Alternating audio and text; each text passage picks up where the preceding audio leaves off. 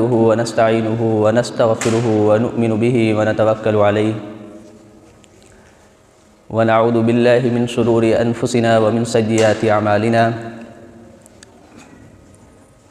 من يهده الله فلا مضل له ومن يضلله فلا هادي له ونشهد أن لا إله إلا الله وحده لا شريك له ونشهد أن محمدًا عبده ورسوله أما بعد فأعوذ بالله من الشيطان الرجيم بسم الله الرحمن الرحيم تلك الدار الآخرة نجعلها للذين لا يريدون علوا في الأرض ولا فسادا والعاقبة للمتقين صدق اللہ العظیم۔ معزز سامعین کرام، بزرگان محترم، میرے دینی و ایمانی بھائیوں اور دوستوں، جس آیت کریمہ کا آپ حضرات کے سامنے ابھی تلاوت کی گئی ہے، اس میں اللہ تبارک و تعالیٰ نے ارشاد فرمایا کہ وہ آخرت کا گھر، ہم نے آخرت کا گھر ان لوگوں کے لیے بنایا ہے جو زمین کے اندر اپنی بڑائی کا اظہار نہیں کرتے ہیں اور زمین کے اندر فساد نہیں پھیلاتے۔ والعاقبۃ للمتقین، اور انجام کی بھلائی انہی متقیوں اور پرہیزگاروں کے لیے ہے۔ معزز سامعین کرام، آج کی اس نشست میں جس عنوان کو ہم نے منتخب کیا ہے وہ فکر آخرت ہے، آخرت کی فکر۔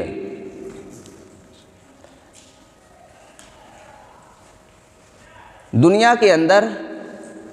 کوئی بھی انسان مرنا نہیں چاہتا، اس کی خواہشیں ایسی ہیں کہ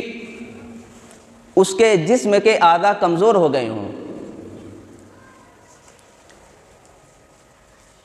سننے کی قوت کمزور ہو گئی ہو، دیکھنے کی صلاحیت کمزور ہو گئی ہو۔ اگر اس آدمی سے پوچھا جائے کہ آپ بہت زندگی جی لی ہے آپ نے، مرنے کے بارے میں آپ کا کیا خیال ہے، تو اس وقت بھی وہ یہی بات کہے گا کہ 2 4 5 10 سال اور جی جاتا تو بہت اچھا ہوتا۔ تو کوئی بھی آدمی مرنا نہیں چاہتا ہے، جینے کی تمنا ہے، مال و دولت کے حصول کی آرزو ہے، عہدہ اور بڑے بڑے منصب کی خواہش ہے۔ اگر کسی متقی اور پرہیزگار کے بارے میں معلوم کیا جائے کہ اس کا مزاج کیسا ہے، تو اس کے مزاج میں مال و دولت اور عہدہ اور منصب، ان سب چیزوں کی اس کے دل میں خواہش نہیں ہوتی ہے، اس سے تو وہ بیزار ہوتا ہے۔ لیکن کہیں نہ کہیں جو نماز کے پابند ہیں، جو دیندار کہے جاتے ہیں، ان کے مزاج میں بھی مشہور ہونے اور عزت کی خواہش ہوتی ہے کہ ہم مشہور ہو جائیں، ہماری شہرت ہو اور ہماری عزت ہو، ہمارا احترام کیا جائے۔ کہیں نہ کہیں یہ جو دیندار ہوتے ہیں، نماز کے پابند ہوتے ہیں، تلاوت ہوتی ہے ان کی، اس کے باوجود بھی ان کے دل میں شہرت کی خواہش اور اس کے علاوہ عزت اور احترام کی آرزو ہوتی ہے۔ یہ مسلمانوں کے جینے کا، یا جو دیندار لوگ ہوتے ہیں ان کے جینے کا طریقہ اور ڈھنگ نہیں ہے، بلکہ مسلمان جو اس دنیا میں آیا ہے یہ ایک سفر ہے، بہت کم مدت میں یہاں جینا ہے، اور اسی مدت کے اندر ہمیں اپنی آخرت کی بنانے کی فکر اور ہمارا جو مشن ہونا چاہیے وہ اللہ تبارک و تعالیٰ کی عبادت اور قرآن شریف کی تلاوت۔ اب اس سلسلے میں ہم جن کو اپنا آئیڈیل اور نمونہ مانتے ہیں، جن کے ہم نقش قدم پر چلتے ہیں، اچھا ہم آئیڈیل اور نمونہ کن کو مانتے ہیں؟ جب کوئی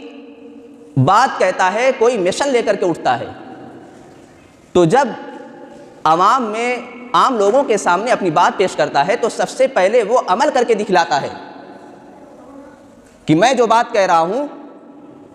اس بات پر میرا خود پہلے عمل ہے، تب بعد میں چل کر کے لوگ ان کو اپنا آئیڈیل اور نمونہ بناتے ہیں۔ ایسا نہیں کہ کوئی صرف زبانی طور پر بات کہے اور اس کا جو ذاتی عمل ہو وہ اس کی بات کے خلاف ہو۔ تو ہم مسلمان جو ہیں سب سے پہلے حضور صلی اللہ علیہ وسلم کی ذات کو اپنا نمونہ اور آئیڈیل مانتے ہیں۔ اس کے بعد صحابہ رضی اللہ عنہم اجمعین کی مقدس جماعت ہے، ان کو ہم اپنا آئیڈیل اور نمونہ مانتے ہیں۔ تو اس سلسلے میں سب سے پہلے امام غزالی رحمۃ اللہ علیہ کا ایک واقعہ نقل کر دیتا ہوں۔ یہ بہت بڑے عالم دین، فلسفی اور متکلم تھے۔ ان کی مشہور کتاب ہے احیاء العلوم۔ ان کا واقعہ ہے کہ ایک بادشاہ تھا، اب اس نے کوئی اپنے علاقے میں پروگرام یا تقریب رکھی تھی، بڑے بڑے سرمایہ دار اور جو مالدار طبقہ تھا ان کو مدعو کیا تھا۔ تو امام غزالی رحمۃ اللہ علیہ ایک مالدار کے گھر گئے، وہاں دیکھا کہ ان کی تیاری بہت زور و شور سے ہے، عمدہ قسم کا لباس پہن رہے ہیں اور آپ اپنے خادم اور گھر والوں کو ڈانٹ رہے ہیں کہ میرا جوتا کہاں ہے، میری خوشبو کہاں ہے، اور مختلف قسم کی جو چیزیں ہوتی ہیں، برتنے کی جو چیزیں ہوتی ہیں اس میں عمدہ قسم اور اعلیٰ نفیس قسم کی چیزیں وہ اپنے استعمال کے لیے پہن رہے ہیں، جوتا ہے، کپڑا ہے، خوشبو ہے۔ تو امام غزالی رحمۃ اللہ علیہ نے اس امیر سے کہا کہ بھائی آپ کی تیاری کس لیے ہے؟ تو اس امیر نے کہا کہ چونکہ بادشاہ نے ایک تقریب رکھی ہے، پروگرام رکھا ہے، اس میں شرکت کرنی ہے، اس لیے یہ اتنے زور و شور سے تیاریاں چل رہی ہیں اور بہت سارے خادم میرے ساتھ آ رہے ہیں۔ تو امام غزالی رحمۃ اللہ علیہ نے کہا کہ دنیا کا ایک بادشاہ جب چھوٹی سی تقریب رکھتا ہے اس میں آپ کی تیاری اتنے زور و شور سے ہے، لیکن اس کائنات کا جو احکم الحاکمین ہے، دنیا کے ذرے ذرے پر اللہ تبارک و تعالیٰ کی حکومت ہے، اس کے دربار میں حاضری کے لیے آپ کی کیا تیاری ہے؟ امام غزالی رحمۃ اللہ علیہ نے ایک مالدار آدمی کے سامنے برجستہ اس بات کا اظہار کیا کہ اللہ تبارک و تعالیٰ کے دربار میں حاضری کے لیے آپ کے پاس کیا تیاری ہے؟ تو امام غزالی رحمۃ اللہ علیہ کا مزاج دیکھیں کہ ہمارے سامنے جو بھی واقعہ ہوتا ہے اس واقعے میں کہیں نہ کہیں فکر آخرت کا پہلو نکال لیتے ہیں۔ جیسا کہ امام غزالی رحمۃ اللہ علیہ نے اس امیر کو دیکھ کر کے فکر آخرت کا پہلو نکال لیا کہ ہماری جو تیاری ہونی چاہیے وہ کل قیامت کے دن جب اللہ تبارک و تعالیٰ کے سامنے ہمیں کھڑا ہونا ہے، اپنے عمل کا جواب دینا ہے، اس کے بارے میں فکر ہونی چاہیے۔ یہ امام غزالی رحمۃ اللہ علیہ کے تعلق سے ہم نے ایک واقعہ نقل کیا۔ اس کے علاوہ ائمہ اربعہ جن کو فقہائے اربعہ کہا جاتا ہے، امام احمد بن حنبل ہیں، امام مالک رحمۃ اللہ علیہ ہیں، اور امام ابو حنیفہ اور امام شافعی رحمہم اللہ، یہ چار ائمہ ہیں۔ اس میں سے امام شافعی رحمۃ اللہ علیہ کا انتقال کا جب وقت ہو چکا تھا، ان کی وفات بالکل قریب تھی، انہوں نے اپنے ہم مجلس لوگوں سے کہا کہ اب میرے مرنے کا وقت بالکل قریب ہے۔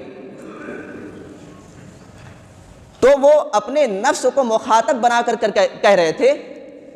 کہ معلوم نہیں کل قیامت کے دن میرا جو انجام ہوگا وہ جنت کا فیصلہ ہوگا تاکہ میں اپنے نفس کو مبارکباد دوں، یا یہ کہ اگر جہنم کا فیصلہ کر دیا گیا تو میں اپنے نفس کی تعزیت کرنا چاہتا ہوں۔ اب سوچیں کہ امام شافعی رحمۃ اللہ علیہ نے اپنی پوری زندگی کا 70-80% اسلامی علوم کی نشر و اشاعت اور قرآن و حدیث سے مسائل کا استنباط کیا۔ ان کا مزاج اور ان کی فکر ایسی تھی کہ وہ اپنے عمل کے بارے میں بہت زیادہ فکر کیا کرتے تھے اور ان کو بے شمار اندیشے رہا کرتے تھے یہ امام شافعی رحمۃ اللہ علیہ کے تعلق سے ہم نے آپ حضرات کے سامنے واقعہ نقل کیا۔ اب حضرت عمر فاروق رضی اللہ تعالیٰ عنہ کے تعلق سے کچھ واقعہ کو نقل کر دینا ہے۔ حضرت عمر فاروق رضی اللہ تعالیٰ عنہ کی ذات ایسی ہے کہ صرف مسلمان نہیں بلکہ عالمی سطح پر جو بھی دوسری قومیں آباد ہیں سب ان کو اپنا آئیڈیل اور نمونہ مانتی ہیں۔ جیسا کہ ہمارے ملک کے گاندھی جی نے بھی حضرت عمر فاروق رضی اللہ تعالیٰ عنہ کو اپنا آئیڈیل اور نمونہ بنایا تھا، کس معاملے میں؟ جب حکومت قائم کی جائے عدل و انصاف کو قیام کے سلسلے میں۔ حضرت عمر فاروق رضی اللہ تعالیٰ عنہ نے اعلان کیا کہ جو مال غنیمت ہے اس وقت تمام لوگوں کو تقسیم کیا جائے گا، تو تمام لوگ اکٹھا ہو جائیں گے اور اپنا اپنا مال غنیمت لے کر کے رخصت ہو جائیں گے۔ تو ایک صاحب تھے، انہوں نے تاخیر کر دی، وہ وقت پر پہنچ نہ سکے، تو اب حضرت عمر فاروق رضی اللہ تعالیٰ عنہ کسی دوسرے کام میں مصروف تھے۔ وہ صاحب گئے اور دروازے پر حضرت عمر فاروق رضی اللہ تعالیٰ عنہ سے ملنے کے لیے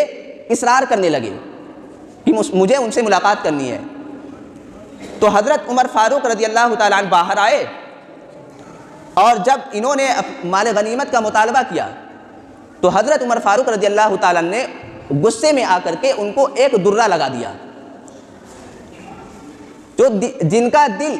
بہت نرم ہوتا ہے، جن کے اندر تقوی اور پرہیزگاری ہوتی ہے، ان کے اپنے عمل پر فوراً احساس ہو جاتا ہے کہ ہم سے کہیں نہ کہیں زیادتی ہو رہی ہے یا یہ کہ کسی پر ظلم نہ ہو جائے۔ تو حضرت عمر فاروق رضی اللہ تعالیٰ نے اپنا درہ اس آدمی کو دیا اور کہا کہ تم مجھے ایک درہ مار لو۔ اسی قریب حضرت عبد الرحمن ابن عوف بیٹھے ہوئے تھے، انہوں نے کہا کہ اے حضرت عمر فاروق، اس آدمی نے غلطی کی تھی، اس بنیاد پر آپ نے اس کو درہ لگایا ہے، اب اس میں اس آدمی کو آپ اجازت دے رہے ہیں کہ وہ آپ کو مارے؟ تب حضرت عمر فاروق رضی اللہ تعالیٰ نے ایک ایسی بات کہی تھی کہ اگر ہم مسلمان اس بات کو اپنے مزاج اپنے دل میں بیٹھا لیں تو ہمارا ایک ایک قدم، ہمارا ایک ایک عمل آخرت کو سامنے رکھ کر کے ہم کریں گے۔ حضرت عمر فاروق رضی اللہ تعالیٰ نے کہا کہ اگر میرے اس عمل کے بارے میں کل قیامت کے دن مجھ سے سوال کر دیا گیا تو میں کیا جواب دوں گا؟ یہ حضرت عمر فاروق رضی اللہ تعالیٰ نے بات کہی تھی۔ اور ہم نے جو عنوان منتخب کیا تھا فکر آخرت، قرآن شریف کے اندر اللہ تبارک و تعالیٰ نے ارشاد فرمایا من کان یرید حرث الآخرۃ نزد له فی حرثہ ومن کان یرید حرث الدنیا نؤتہ منہا وما له فی الآخرۃ من نصیب۔ قرآن شریف میں اللہ تبارک و تعالیٰ نے ارشاد فرمایا جو بھی آدمی آخرت کی کھیتی چاہتا ہے، اس کا مطمع نظر اور اس کا مقصد صرف آخرت اور جنت کا حصول ہے، تو ہم اس کو دنیا میں بھی دیتے ہیں اور اس کی آخرت بھی بنا دیتے ہیں۔ ومن کان یرید حرث الدنیا، اور جو شخص دنیا کی کھیتی چاہتا ہے اس کو دنیا میں کچھ نہ کچھ تو مل جائے گا، وما لہ فی الآخرۃ من نصیب، اور آخرت کے اندر کوئی اس کا حصہ نہیں ہوگا۔ اس میں اللہ تبارک و تعالیٰ نے ہم مسلمانوں کو اس بات کا حکم دیا کہ تمہارا جو بھی عمل ہونا چاہیے سب سے پہلے تم سوچ لو کہ مجھے کل قیامت کے دن جواب دینا ہے۔ اگر اس فلسفے اور اللہ تبارک و تعالیٰ کے اس حکم کو ہم عملی میدان میں لاگو کریں تو ہمارا جو سماج میں رہتے ہیں، ہمارا اخلاق جو ہے وہ اسلامی شریعت کے مطابق ہوگا۔ جب ہم کاروبار کریں گے تو اس میں ہم کسی کو دھوکہ نہیں دیں گے، کیوں؟ اس لیے کہ ہماری سوچ اور ہمارے ذہن میں آخرت کی فکر ہوگی۔ اور اللہ تبارک و تعالیٰ نے قرآن شریف کے اندر وَسَارِعُوا إِلَىٰ مَغْفِرَةٍ مِّن رَبِّكُمْ وَجَنَّةٍ عَرْضُهَا السَّمَاوَاتُ وَالْأَرْضُ أُعِدَّتْ لِلْمُتَّقِينَ کہ مسلمانوں سے کہا گیا کہ جنت اور مغفرت کی طرف دوڑو۔ وَجَنَّةٍ عَرْضُهَا السَّمَاوَاتُ وَالْأَرْضُ کہ جو جنت ہے اس کی وسعت اتنی زیادہ ہے کہ وہ زمین و آسمان کے برابر ہے۔ وَجَنَّةٍ عَرْضُهَا السَّمَاوَاتُ وَالْأَرْضُ أُعِدَّتْ لِلْمُتَّقِينَ، اور یہ کن کے لیے تیار کی گئی ہے؟ متقی اور پرہیزگار لوگوں کے لیے تیار کی گئی ہے۔ خیر، ہم نے قرآن شریف کی کچھ آیتیں آپ حضرات کے سامنے نقل کی اور ہم نے یہی بات پیش کرنے کی کوشش کی ہے کہ جب بھی ہمارے علماء کرام اور بزرگان دین یہ صحابہ رضی اللہ تعالیٰ عنہم کی جماعت جو تھی، ان کے اندر فکر آخرت، جو بھی عمل کرتے تھے آخرت کی فکر رہا کرتی تھی۔ اللہ تبارک و تعالیٰ ہم تمام لوگوں کو اسلامی علوم پر عمل کرنے کی توفیق بخشے۔ وآخر دعوانا ان الحمد للہ رب العالمین۔